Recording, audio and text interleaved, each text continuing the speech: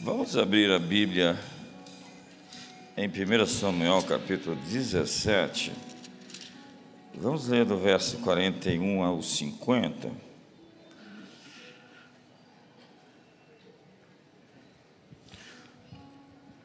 A editora Chara está lançando um novo livro. Nós não paramos, né? Mesmo com tudo que aconteceu ano passado, nós continuamos publicando livros. E esse é um dos meus autores preferidos, Danny Silk, com Carla Schuld, Caminho para o Poder, aprendendo a liderar uma cultura corajosa e conectada. Das pessoas que estiveram comigo na mesa, o Danny foi uma das mais impressionantes. É incrível as perguntas que ele faz. Ele gosta de fazer perguntas difíceis. E às vezes nós estamos procurando respostas às perguntas quando deveríamos tirar de dentro de nós mesmos. 1 Samuel 17, verso 41. O filisteu também vinha se aproximando de Davi, e o que lhe levava o escudo ia diante dele. E olhando o filisteu e vendo a Davi, o desprezou, porquanto era moço, ruivo e de gentil aspecto. Disse, pois, o filisteu a Davi: sou eu algum cão para tu vires a mim com paus? E o filisteu, pelos seus deuses, amaldiçoou a Davi. Disse mais o filisteu a Davi: vem a mim, e darei a tua carne às aves dos céus e às bestas do campo. Davi, porém, disse ao filisteu: tu vens a mim com espada e com lança e com escudo, porém eu venho a ti em nome do Senhor dos Exércitos, o Deus de Israel, a quem tens afrontado. Hoje mesmo o Senhor te entregará na minha mão, e ferir-te-ei e tirar-te-ei a cabeça e os corpos do arraial dos filisteus. Darei hoje mesmo as aves dos céus e as feras da terra, e toda a terra saberá que há Deus em Israel. E saberá toda essa congregação que o Senhor salva, não com espada nem com lança, porque do Senhor é a guerra, e Ele vos entregará na nossa mão. E sucedeu que, levantando-se o filisteu e indo encontrar-se com Davi, apressou-se Davi e correu ao combate a encontrar-se com o filisteu. E Davi pôs a mão no alforje, tomou dali uma pedra e com a funda lhe atirou. E feriu o filisteu na testa, e a pedra se lhe encravou na testa, e caiu sobre o seu rosto em terra. Assim Davi prevaleceu contra o filisteu, com uma funda e com a pedra, e feriu o filisteu e o matou, sem que Davi tivesse uma espada na mão. Então, eu tenho dito que cada personagem bíblico é um arquétipo, e Davi, em especial, é um personagem que Deus promete reproduzir. É como se Deus dissesse: eu gostei tanto desse rapaz que eu quero ter muitos igual a ele. Muitos como Davi. E o nosso desafio é reproduzir essa dinastia, esse manto profético, apostólico, essa unção, esse DNA. Davi não só foi um grande guerreiro, como desenvolveu outros guerreiros. Ele pegou os homens perturbados, endividados, apertados, amargurados, e os transformou no maior exército que já existiu sobre a face da terra. Não eram os guerreiros hindus, os ninjas ou os samurais, que foram os maiores guerreiros que já existiram, mas foram os valentes de Davi. Diante deles a terra tremia, o rosto deles era como de leões. Um segurou a espada e não a soltou até o final da guerra, e quando foi soltá-la, não conseguiu mais soltar. Ela estava pegada à mão. Com uma lança matou 300, com a espada matou 800 em um combate. Como diz o profeta Isaías, que o mínimo será como 1000, o mínimo como 1000. Um homem que vale um exército, uma mulher que vale um exército. Então Davi não só foi um grande guerreiro, como desenvolveu guerreiros notáveis, combatentes aguerridos, matadores de gigantes. De maneira que Deus disse não faltará homem da linhagem de Davi que governe sobre Israel. Sim, o Messias era chamado filho de Davi. Davi era um matador de gigantes. Quantos tem gigantes aqui para derrubar? Todos nós temos inimigos que se apresentam frequentemente, nos desafiando. Qual, portanto, é o DNA, as características que podem ser encontradas num verdadeiro matador de gigantes? Em primeiro lugar, matadores de gigantes são pessoas responsáveis em pequenas coisas. Os caçadores de gigantes são pessoas que respeitam o mínimo. Responsabilidade é responsabilidade, a habilidade de responder, de dar uma resposta. Matadores de gigantes têm compromissos que levam a sério, eles honram o que dizem.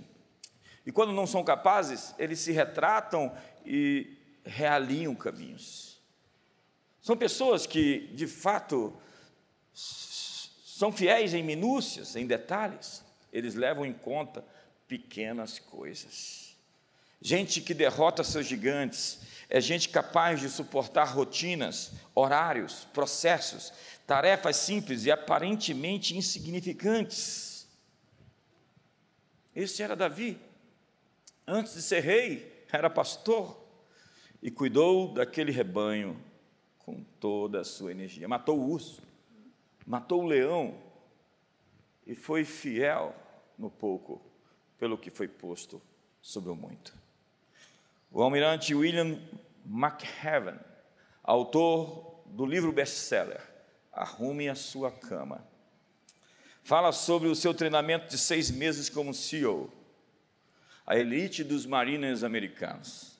Ele diz que por todo o tempo os instrutores profissionais, veteranos da Guerra do Vietnã, estavam atrás de encontrar aqueles que eram fracos no corpo, fracos na mente e que não poderiam se tornar um Navy SEAL. O treinamento buscava líderes que podem liderar em um ambiente de constante estresse, caos, fracasso e dificuldade. McHaven diz que a primeira lição era simples: arrumar sua cama com perfeição logo cedo. Para ele isso era decisivo. Então os instrutores chegavam a cada manhã para ver se a cama estava arrumada, se os travesseiros estavam no lugar, se o lençol estava bem puxado, se o cobertor estava bem dobrado. Uma tarefa simples que define o caráter de muita gente. Parecia ridículo ter que arrumar uma cama com perfeição. Arrumar, no entanto, a sua cama reforça o fato que se você não pode fazer as pequenas coisas certas, você nunca será capaz de fazer as grandes coisas. Verso 20 do texto que nós lemos, do capítulo 17 de 1 Samuel, diz que Davi, pois, no dia seguinte, se levantou de madrugada, deixou as ovelhas com guarda, carregou-se e partiu. Não foi porque ele teve uma oportunidade de ascensão, de sair daquele interior caipira onde ele vivia, que ele simplesmente deixou tudo para trás e foi-se embora. Não, a Bíblia é categórica, dá os detalhes de como Davi fez. Ele não deixou o pequeno rebanho sozinho, solitário e entregue às feras. Davi não deixa o rebanho sem guarda. E no verso 22, fala algo mais a respeito do caráter do menino de Belém, o matador de gigantes. Davi, deixando o que trouxera aos cuidados do guarda da bagagem, correu a batalha. Ele simplesmente não joga as coisas, ele deixa sob os cuidados de alguém e ele vai, corre para a guerra. Davi é alguém para quem pode se entregar a algo e pode se descansar. Esse tipo de gente vale muito. Porque há tanta gente distraída, querendo as melhores posições, as melhores recompensas. Tanta gente infiel em pequenos horários, em pequenos detalhes, em pequenas coisas, que querem as grandes recompensas. E é justamente nesses quesitos ordinários que o caráter de uma pessoa se manifesta. Tem tanta gente desatenta, querendo uma melhor posição. Acredite, Deus está atrás de pessoas capazes de cumprir compromissos, por mais simples e básicos, tolos e cotidianos que eles pareçam. Em segundo lugar, matadores de gigantes são pessoas que enxergam seus gigantes como oportunidades. Foi assim que Caleb e Josué viram os gigantes na terra, diferente dos outros 10 espias que ficaram tão assustados que disseram: nós não conseguimos entrar. Deus não pediu uma interpretação dos dados, Deus disse: me dê os dados. Deus queria simplesmente informação e não interpretação. Deus disse: verifique se a terra é aquilo mesmo que foi dito que é.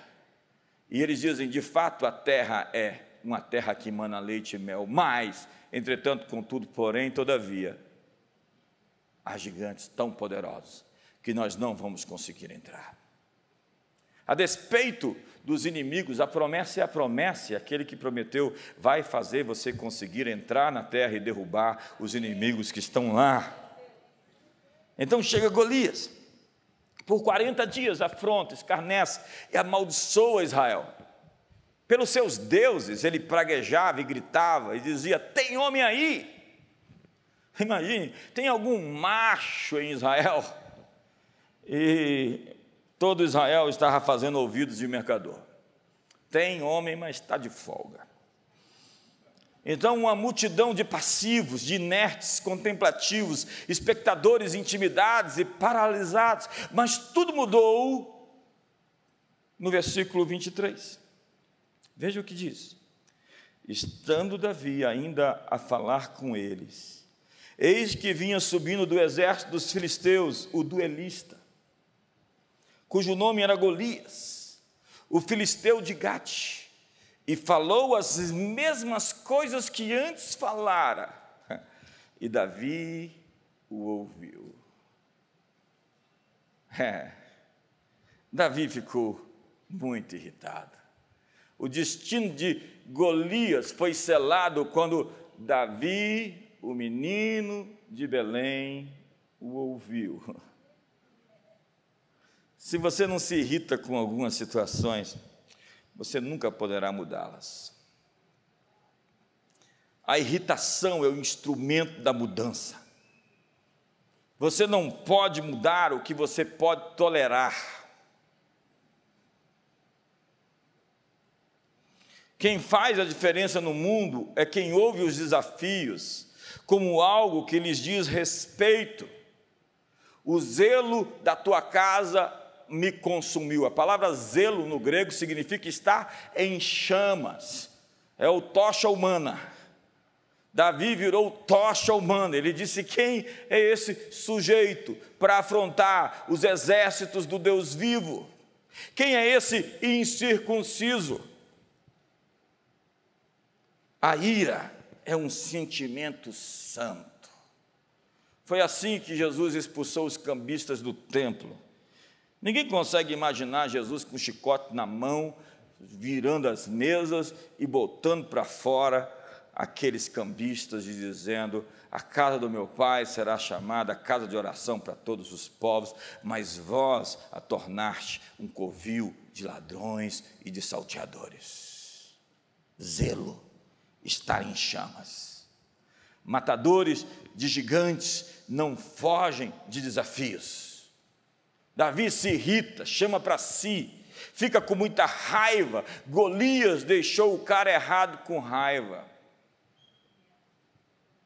Deus está atrás de gente que não se esquiva, mas chama a responsabilidade para si. Gente que ouve as afrontas do inimigo e não fica orando: Senhor, amarra o Golias. Senhor, por favor, repreende o Golias, Jesus. Não, é gente que pega a funda, é gente que não usa a oração como desculpa para não agir. Antes do milagre acontecer, você tem que fazer algo. O mar vermelho abriu porque Moisés mandou o povo marchar. O fogo caiu dos céus, mas Elias levantou o altar. Jesus transforma água em vinho, mas primeiro me traga as talhas de pedra. Ele vai ressuscitar Lázaro, mas diz: primeiro tire a pedra. Ei, tire a pedra. Ei, traga-me as talhas cheias de água. Ei, vai e lava-te no tanque de Siloé. Ei, vai lá e mergulha 7 vezes no rio Jordão. Ordem simples, mas com uma obediência poderosa criam milagres. Davi pegou as pedras lisas do ribeiro, tomou a sua funda, e a história de Israel começou a mudar. Quando eu for fazer cinema, eu vou pegar essa imagem. Davi com as 5 pedras. Pegou a funda, aquela sonoplastia no fundo, a sensação de que o mundo dos maus vai acabar. Terceiro, matadores de gigantes não escondem seu desejo de crescer. Não há nada de errado de querer o melhor de Deus. Isaías disse: se quiserdes e me ouvirdes, comereis o melhor dessa terra. O Salmo 37 diz: alegra-te do Senhor, e Ele satisfará os desejos do teu coração. Entrega o teu caminho ao Senhor, confia nele, e o mais Ele fará. O Salmo 35, verso 27 diz: glorificado seja o Senhor, que se compraz na prosperidade dos seus filhos. Uma pessoa sem o desejo de prosperar, de crescer, de se desenvolver, sofre de alguma disfunção emocional, um distúrbio psíquico, sua saúde mental está comprometida. Pergunte para uma criança o que ela quer ser na vida. Ela quer ser grande, ela tem capa, ela tem espada, ela quer voar. Seus sonhos morreram porque você deixou de ser criança. Há muito gnosticismo em nossa teologia. Nossa teologia foi influenciada pela visão grega de desprezo pelo material e pelo corpo. Nós somos santuários do Espírito Santo. A criação é um santuário. Deus criou esse mundo e o chamou de bom. Nosso destino, então, nessa visão platônica, gnóstica, seria incorpóreo, como anjos tocando harpas nos céus. No mito da caverna de Platão, a realidade é uma prisão. Assim, nosso mundo é totalmente desprezível. Temos, portanto, que abandonar o mundo físico maldito como se o mal fosse um elemento material. Isso é pagão. A matéria é má, o universo físico é mau, o demiurgo fez algo em contrapartida, contra Deus, que tinha feito o mundo espiritual. Então, parem de ler Jesus com óculos gregos, com olhos gregos. Na teologia do Antigo Testamento não há divisão entre céus e terra, não há divisão entre material e espiritual. Essas coisas conversam entre si, não são duas realidades opostas, mas elas se completam. Esse mundo foi criado por Deus. Deus se encarnou nesse mundo, o Verbo se fez carne, e essa era a grande batalha de João contra os gnósticos, que dizia que o espírito do anticristo diz que Jesus não poderia ter se molecularizado, já que a matéria era tão ruim, então façamos votos de pobreza, porque ser pobre é ser nobre. Não, isso não é cristão. Então vamos largar o casamento, porque ser um monge é superior a estar casado. Não, isso é pagão. Agora, se a sua opção for ser solteiro, a Bíblia diz que alguns se fizeram eunucos, Deus fez alguns eunucos e homens fizeram de outros eunucos. Essa opção de ser eunuco é uma opção viável para quem não quer se casar, e não é vergonha nenhuma. Alguns vão gritar: eunuco, eu nunca.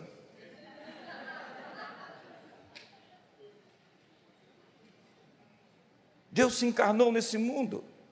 E a visão final do nosso destino é a ressurreição. Porque a ressurreição não é a vida depois da morte, mas é a vida depois da vida após a morte. Jesus mostra esse mundo quando ele come depois de ressuscitado. Ele come peixe e pede para os discípulos tocar no seu corpo. N.T. Wright diz que em Jesus a terra foi para o céu, com aquele corpo glorificado. Isso é bastante difícil para entender, para essa mentalidade gnóstica que acredita que o espiritual é não material. Eu sei, está dando um nó na cabeça de alguns. É incrível, porque Jesus veio anunciar esse novo mundo. E a Eucaristia é, senão uma refeição. E nós valorizamos o jejum, verdade, mas foi uma refeição que estabeleceu a nossa conexão com o eterno. Glória a Deus. Eu estava pensando na picanha do almoço. A criação é um santuário. E a redenção, acredite, é material, física e completa. Paulo diz: a ardente expectativa da criação aguarda a revelação dos filhos de Deus, na esperança de que a criação seja redimida do cativeiro da corrupção para a liberdade da glória dos filhos de Deus. E todos nós aguardamos a redenção dos nossos corpos, quando o mortal se revestirá da imortalidade, a corrupção da incorruptibilidade. Davi sabia disso. Ele olha no Salmo 8 e diz: ó Senhor, Senhor nosso, quão magnífico é o teu nome em toda a terra, pois expuseste nos céus a tua majestade. Ele celebra a criação, não é algo ruim. A matéria é celebrada, a vida é celebrada, os pássaros são celebrados, a natureza é celebrada, os céus manifestam a glória de Deus e o firmamento anuncia a obra das suas mãos. Tudo que tem fôlego, louve ao seu nome. Matadores de gigantes têm a ambição de avançar. E é no verso 25, 26 e 29 que Davi chega e diz: o que se dará para quem vai matar esse gigante? Olha, eu vou matá-lo de qualquer jeito, mas eu quero saber o que eu vou ganhar. O destino dele está determinado. Eu vou com ou sem recompensa, mas eu quero saber qual é a recompensa para matar esse incircunciso. E alguém diz assim: vai ser acumulado de bens e riquezas, nunca mais vai pagar imposto em Israel e vai casar com a filha mais velha do rei. Davi disse: oba!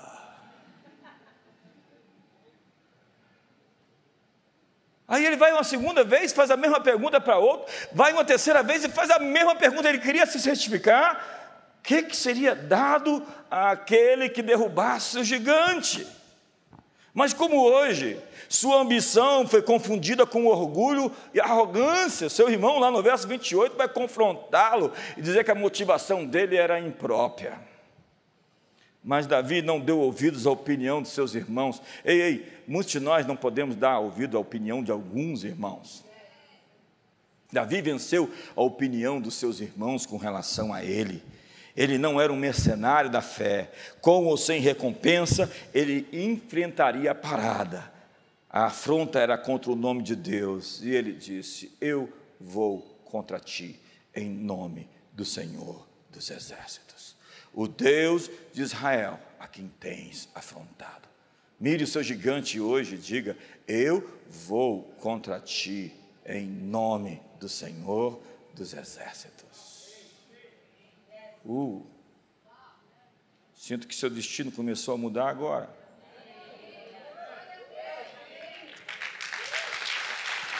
E no verso 46 e 47 ele diz: e todos saberão que há Deus em Israel.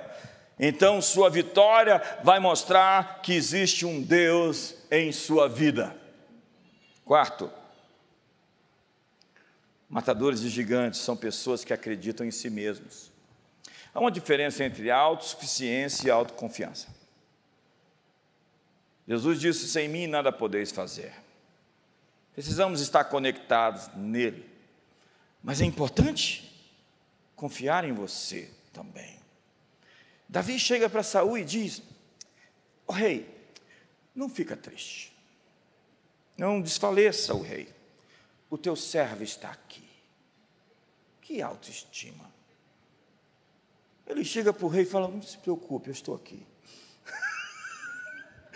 Que figura esse menino. Ele chega com essa impetuosidade, bem afeiçoado, né? A Bíblia diz que ele era assim, gentil, com aparência gentil, ele não parecia um brucutu. Ele era assim, gente boa. Que consolo. O menino está confortando o rei. E Davi é um sujeito assim resolvido. Mas Saul chega para ele e fala assim: ah, quem é você mesmo? Ele diz: eu sou filho do teu servo Jessé, o belemita. Era a mesma coisa de dizer: eu sou filho do Zezé do Setoquê. Como? E autoestima é isso, né? Essa sensação de estar no controle das coisas, não por estar no controle com a sua força, mas com a força daquele que te comissionou para derrubar os gigantes. Sabe, Davi acredita em Deus, mas ele acredita em si mesmo. Quinto, matadores de gigantes entram na batalha com a simplicidade de quem são. Matadores de gigantes são pessoas sinceras. Sincera é sem cera. As máscaras são feitas de cera nesse período. É gente que vive a luta com autenticidade. Tem muita gente fazendo pirotecnia, panaceia, produção, imagem, armadura religiosa. Nada deixa Jesus tão nervoso como a hipocrisia. Hipócrates, vocês são atores, vocês não são verdadeiros, vocês estão interpretando um papel, disse Jesus para a classe religiosa dos seus dias. Um capítulo inteiro, Mateus 23, só de ai, ai, ai, ai. E se Deus fala ai, é porque vai doer. Ai de vocês, escribas, doutores da lei. Ai de vocês. Jesus ficou com ira, nervoso, pela retórica desonesta, a maquiagem religiosa, a plástica, ou a representação externa de algo que não existia dentro. Não havia correspondência entre a embalagem e o conteúdo. O rótulo não representa os valores internos. Na cadeira de Moisés se sentaram os escribas, os fariseus, os doutores da lei. Ouvi tudo o que eles vos dizem, mas não faça nada do que eles fazem. Hipócritas, serpentes, guias de cegos, sepulcros caiados, raça de víboras, que com o mosquito engole o camelo. A gente não vê Jesus falando esse tipo de palavra, porque Jesus para nós é muito lerdo, né? É aquele assim, sim, o Senhor, o mestre dos magos. Porque tem que ser amor, falar com amor, amor, amor. Um tempo desse eu falei assim, só um gambá cheira outro, só um gambá suporta o cheiro do outro gambá. Lá no Twitter, alguém falou, você não pode ser homem de Deus chamando alguém de gambá. Eu falei, João o Batista, meu homônimo na Bíblia, dizia raça de víboras. O machado está na raiz da árvore, e quem não produzir bom fruto vai ser arrancado e queimado no fogo. Aleluia!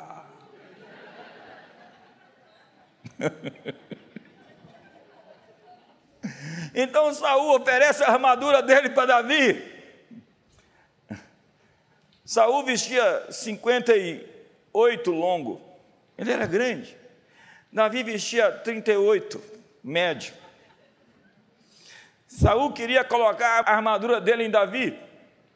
Ele imaginou que o que era útil para ele seria útil para Davi. Davi vestiu a armadura e ficou todo desconcertado. Falou, não dá. Davi pegou a funda e as pedras lisas Sansão tomou uma queixada de jumento. Moisés tomou uma vara. Elias um manto, uma capa. Deus vai usar você como você é e com o que você tem. Deus vai potencializar a sua simplicidade. Matadores de gigantes trabalham com essência e não com aparências. Eles sabem que têm dons e que podem contribuir com algo significativo. Davi se oferece a Deus com o que tem e com o que ele é. Eis-me aqui, se puderes me usar, estou à disposição. Não há nada de fachadas, não há nada de armaduras religiosas, de plumas, de paetês, de flechas, de escudos, de lanças, de impostação de voz, aleluia, de tentativa de impressionar. Nós somos outliers, segundo Malcolm Gladwell, feitos sob medida. Não somos produzidos em massa, somos feitos artesanalmente. As tuas mãos me fizeram e deram forma, diz Jó, capítulo 10, verso 8. Somos feitura dele, diz Paulo, como uma poesia, feitos para boas obras que de antemão foram preparados. Você tem um número único. Não seja um homem massa nessa pós-modernidade que não pode ver uma fila que se junta a ela. O que você está fazendo na fila? Não sei, eu estou aqui. Sexto, matadores de gigantes têm um roteiro para vencer, um roteiro para a vitória. Eles programaram a vitória em sua mente. Eles já têm intencionalmente o plano. Eu contei aqui a história outro dia sobre os homens do baleeiro XX, que inspirou a história de Moby Dick, de Herman Melville. Depois de um naufrágio à deriva, aqueles marinheiros no meio do Pacífico deram ouvidos aos seus piores medos. Eles usaram a sua imaginação para criar histórias terríveis de canibais que haviam em uma determinada região que estava bem próxima e eles poderiam ter alcançado. Escolheram o caminho mais longo e isso fez com que eles mesmos se tornassem os canibais, os monstros que eles temiam. Eles se tornaram autores para produzir, realizar as assombrações de que eles tinham medo. Nossos medos têm personagens, têm enredos, princípio, meio e fim. E o que mais tememos se transforma numa história. E o perigo é que nós nos tornemos autores dessa história. O medo é um tipo de narrativa involuntária. Mas matadores de gigantes são pessoas que guardam a sua confissão. Em Eclesiastes 7, verso 29, diz: eis que tão somente achei que Deus fez o homem reto, mas ele se meteu em muitas astúcias. Os neurologistas dizem que nós somos programados para ser otimistas. A doutora Caroline Leaf, neurocientista, diz que nós somos programados com um viés otimista natural. Somos naturalmente otimistas. Nossos circuitos mentais, ou nosso modo padrão, foi projetado para fazer boas escolhas. Mas por que estamos tão assombrados e com medo? Por que estamos criando histórias narrativas? Ontem, 187 mil pessoas saíram da pobreza extrema no mundo. Há um mapa, há um site, que mostra as pessoas saindo da pobreza. Essa poderia ser a manchete do New York Times nos últimos 25 anos. Mas por que não foi? A expectativa de vida subiu de 30 para mais de 70 anos em todo o mundo e 80 anos nos países mais desenvolvidos.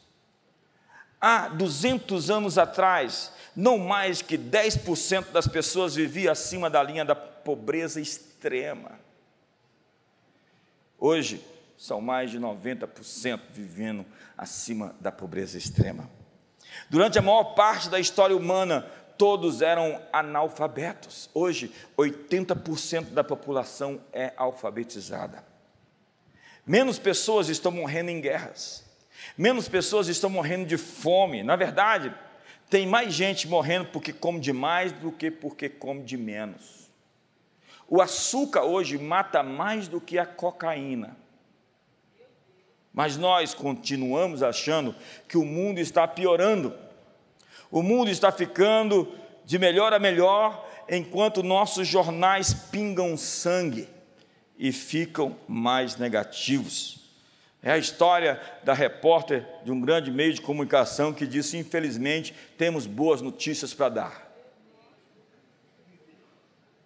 Ou do Ricardo Amorim, que num programa falou tantas coisas boas em 3 minutos que estão acontecendo no Brasil hoje. Em 3 minutos, ele deu uma descrição de tantas coisas boas que o âncora disse: eu estou surpreso que tantas coisas boas estejam acontecendo assim, aqui no Brasil.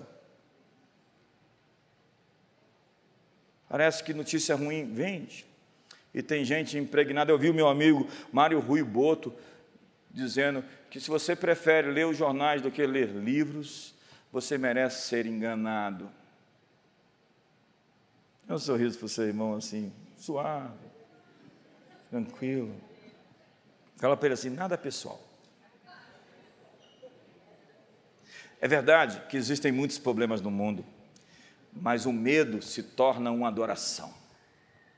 Nós adoramos aquilo que tememos, nós reverenciamos aquilo que temos medo. Se o medo é uma narrativa involuntária, a coragem é intencional para sermos autores de nossas histórias de sucesso. E é isso que Davi, os matadores de gigantes, têm. Eles têm um roteiro para o triunfo.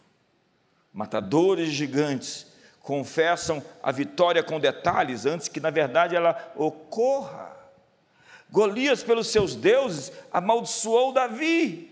Ele chegou dizendo: eu não sou cachorro não, para você vir comigo. É o Valdir Soriano, você lembra? Eu não sou cachorro não, para tu vir contra mim com paus e pedras. Pelos seus deuses o amaldiçoou e disse: eu vou arrancar a sua cabeça. Mas Davi não deixou Golias entrar na cabeça dele. Você lembra do McGregor dando uma surra no Aldo em 13 segundos? Ele trabalhou a vida inteira para entrar na cabeça do Aldo e entrou. O inimigo está trabalhando para entrar na sua cabeça.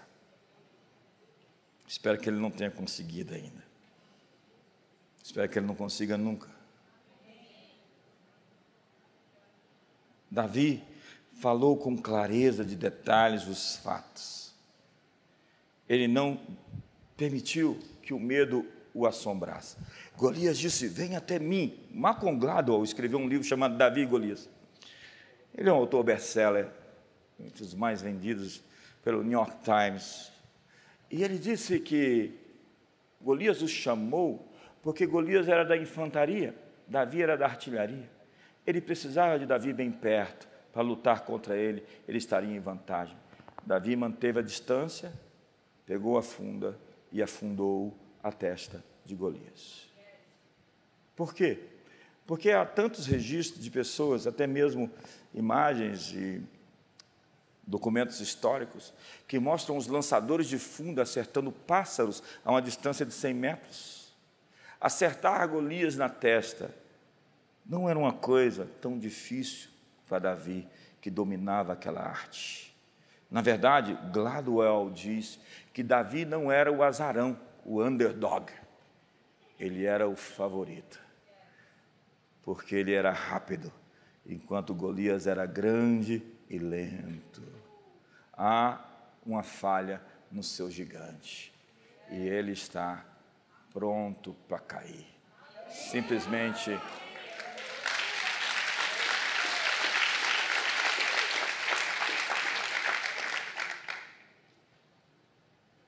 seja intencional no seu roteiro para o sucesso, com alvos, metas coragem intencional para alcançar os seus objetivos. Matadores de gigantes dizem: é para lá que eu estou indo, e põe o pé na estrada. Por último, matadores de gigantes são pessoas que se antecipam e se lançam na batalha. Eles vão à luta. Eles não esperam a calamidade, ousam o máximo, dão o melhor de si mesmos, fazem o melhor que podem. Diz o verso 48, que Davi correu e partiu para o ataque. Davi não ficou ali acuado, vendo os inimigos. Mostra o verso 48. Quando o filisteu se levantou e veio chegando para se defrontar com Davi, esse se apressou e correu ao combate a encontrar-se com o filisteu. A minha pergunta é: que guerras você está evitando? Que batalhas se tornaram reticentes? Por que você está com medo? Esta é a hora de você enfrentar seus fantasmas, enfrentar suas assombrações, enfrentar seus bichos, seus inimigos. Sabe, hoje, para terminar, talvez você faça parte dessa multidão que ouve as afrontas do gigante, ouve trêmula, inerte, acuada e acovardadamente intimidada, insultada, paralisada, receosa de algo que se põe no horizonte da sua história. Ele causa pavor, medo, um gigante que lhe afronta. Mas hoje, 30 de maio de 2021, é o dia para você dizer: chega de desaforo, chega, eu vou enfrentar, eu vou lutar, eu vou me apressar, vou me adiantar, porque a conjuntura não é a palavra final. Essa manhã, Deus quer nos dar o coração do menino de Belém. Deus nos quer dar a ousadia dos matadores de gigantes. Ele vai nos dar hoje uma fé que põe gigantes por terra, e essa multidão que nos cerca saberá que há Deus no Brasil. Fique de pé, Senhor.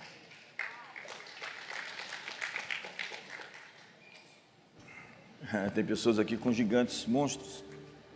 Olá. Tudo bem com o senhor?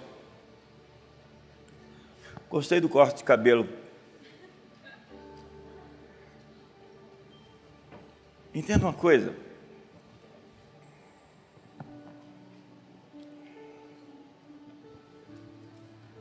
Há um texto dentro de mim tão forte em Zacarias 12, verso 8.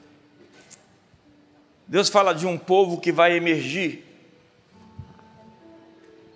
como diz o salmista, como o orvalho emergirão os seus jovens à luz do dia.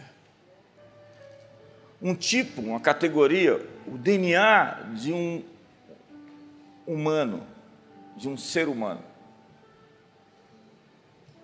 bem distinto de tudo que nós vimos em todas as gerações. O texto de Romanos 8 diz que a criação aguarda a revelação dos ruios, os filhos amadurecidos. Tecnon é o bebê. A todos quanto receberam, deu-lhes o poder de serem feitos filhos de Deus, bebês de Deus, a saber, os que creem em seu nome. Neófios é o adolescente, é o imaturo, do neófito, que está lá em Romanos capítulo 8, com todo o jogo de palavras. Mas o ruios é o filho amadurecido, que não se deixa conduzir por paixões, que foge da prostituição, que não se deixa conduzir pela impressão, pelo deslumbre dos palácios, das pompas e das realezas. Quando você vê a glória de Deus, nada mais te chama tanto a atenção. Foi o que Daniel disse: teus tesouros fiquem contigo, ó rei. Eu estive com Deus. Eu vi o Jô Soares dar uma sentada uma vez em um ministro, um pastor, um homem, na minha opinião, muito decente, que falou para o Jô no seu programa: estou tão emocionado, estou tão nervoso de estar com você.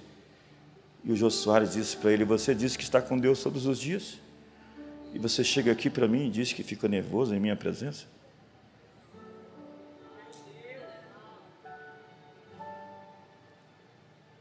Eu vejo tantos cristãos hoje dando mau testemunhos, com seus assombros, com seus medos. Eles dizem que creem num grande Deus, mas estão morrendo de medo do gigante. Onde está Davi? Zacarias 12, verso 8 diz: o menor entre eles será como Davi. Onde estão os Davis? Onde estão aqueles que vão dizer: foi para mim essa, eu fiquei com raiva? Alguém disse que um vencedor é um ex-perdedor que ficou com raiva. Não reclame daquilo que você permite. Não reclame daquilo que você permite. É hora de subir a régua. É hora de levantar o padrão. É hora de vencer e viver num novo nível de coragem intencional. É hora de estabelecer um roteiro para alcançar o seu destino. Mas nós sempre subestimamos o que nós podemos fazer em 10 anos e superestimamos o que podemos fazer em 1 ano. Eu estou me programando para 2030. Estou me programando até para um pouquinho bem além, algumas décadas depois. Você vai viver, você não vai morrer. Portanto, não tome atitudes insanas que vão prejudicar todas as décadas que estão diante de você. Programe o seu futuro de uma maneira que você possa ver, como Davi viu, o reino de Israel se estender. O matador de gigantes se tornou o rei de Israel. Não sem antes ser perseguido por Saul por 12 anos. Não antes de ser testado de várias maneiras. Então entenda que a sua tentação é o seu teste para lhe colocar no futuro onde você tem que estar. Vença esse momento. É só um momento. Passe essa fase. É só uma fase. Foi Václav Havel quem escreveu sobre esperança. Ele disse que a esperança é como uma curva. É quando você sabe que está seguindo e os horizontes, a paisagem não está muito propícia, mas tem uma curva lá na frente. Faça essa curva. Existe um outro horizonte bem aqui do lado, onde você vai se defrontar com a paisagem da bondade de Deus na sua vida. Matadores de gigantes conseguem entender que eles não podem tomar decisões permanentes por emoções temporárias. É hora de virar essa chave dentro de você. É hora de arrancar o medo. É hora de perseguir seus inimigos e os alcançar e só voltar depois de dar cabo de todos eles. É hora de ser intencional na batalha. É hora de avançar, sair da defensiva e ir à ofensiva para o embate. É hora de pegar as pedras lisas. É hora de pegar a funda. É hora de afundar a testa dos seus inimigos. Levante as suas mãos. Eu sinto que tem uma capa. Eu sinto que tem um manto. Eu sinto que tem uma graça. Eu sinto que tem uma unção. Eu sinto que existe um favor. Eu sinto que Deus quer dar a capa de Davi, o manto, o DNA de matador de gigantes, onde Deus está te capacitando para o enfrentamento, onde Deus está te preparando para o enfrentamento, onde Deus está te dando autoridade sobre o caos para trazer ordem sobre a desordem, onde Deus está te confirmando, não para um momento, mas para muitos momentos. Vislumbre o ano 2050, você vai me dizer, mas vai durar o mundo até lá? Esse é o seu problema animista, gnóstico, onde esse mundo vai deixar de existir. Esse mundo existirá, continuará existindo. Ele é bom, ele caiu, mas ele foi redimido. Jesus morreu para conectar todas as coisas nos céus e na terra com Ele mesmo, e nos deu o ministério da reconciliação, de que somos embaixadores em nome de Cristo, para que todos venham se reconciliar com Deus. Toda a terra, céus e terra, a natureza, as florestas, as montanhas, os oceanos, todos batendo palma, celebrando, adorando aquele que nos fez, aquele que nos criou, aquele que está sentado no trono, aquele que vive para sempre. Golias, eu vou contra ti em nome do Senhor dos Exércitos, o Deus de Israel que tu tens afrontado, e todo o Israel saberá, toda essa multidão saberá que há Deus, há um Senhor. Portanto, declinem os poderes, batam em retirada as forças do mal, caiam por terra todas as opressões, as fortalezas, todas as compulsões, as manias, as obsessões, toda a fixação no mal. Nós quebramos hoje o poder desses espíritos, essas entidades, essas forças da maldade. Nós liberamos o fluir de finanças, o fluir de alegria, o fluir de uma família que vive em felicidade, em celebração, em festa, em harmonia. Nós liberamos filhos, nós liberamos a multiplicação, nós liberamos a força interior para avançar, a despeito dos desafios, a despeito dos enfrentamentos, das batalhas. Nós estamos prontos para ir adiante ao teu comando. Somos soldados, respondemos aos céus, somos teus, obra das tuas mãos, tu nos fizeste, cremos em ti, não será envergonhado, não será confundido. Todo aquele que em ti espera, todo aquele que em ti confia, põe o manto, a capa de Davi, a autoridade para vencer, caçar gigantes, lutar contra o mal e prevalecer. Eis que vos dei autoridade para pisar sobre serpentes, sobre escorpiões, sobre todo o poder do inimigo, e nada absolutamente vos causará dano. Ide por todo mundo, receba a comissão, pregai o evangelho a toda criatura. Quem crer e for batizado será salvo, quem não crer será condenado. E os sinais seguirão aos que creem. Em meu nome expulsarão demônios, colocarão as mãos sobre os enfermos e os curarão. Pegarão em serpentes, e se beberem alguma coisa mortífera, nada lhes causará dano. Os sinais seguem os Davis. Os Davis vão revolucionar o mundo. Os Davis vão construir riquezas de sucesso.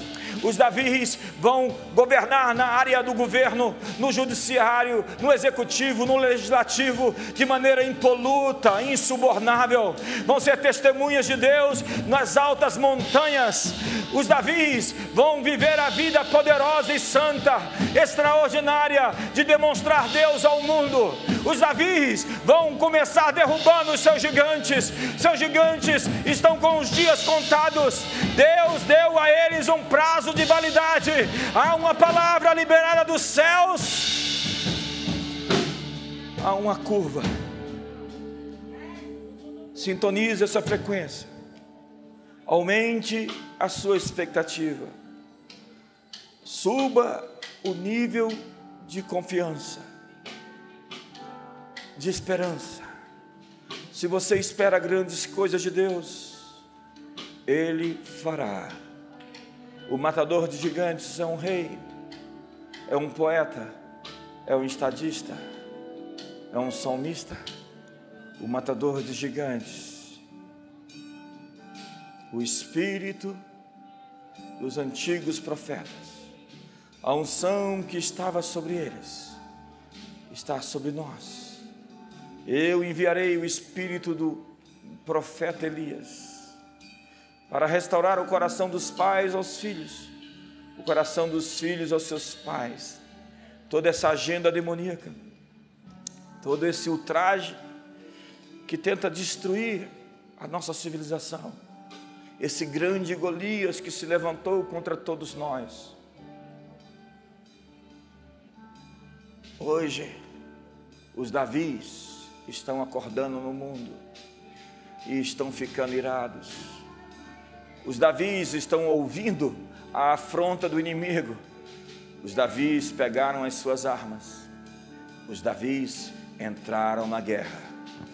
Que o amor de Deus, a graça de Jesus e a comunhão do Espírito Santo seja sobre a sua vida. Onde estão os Davis?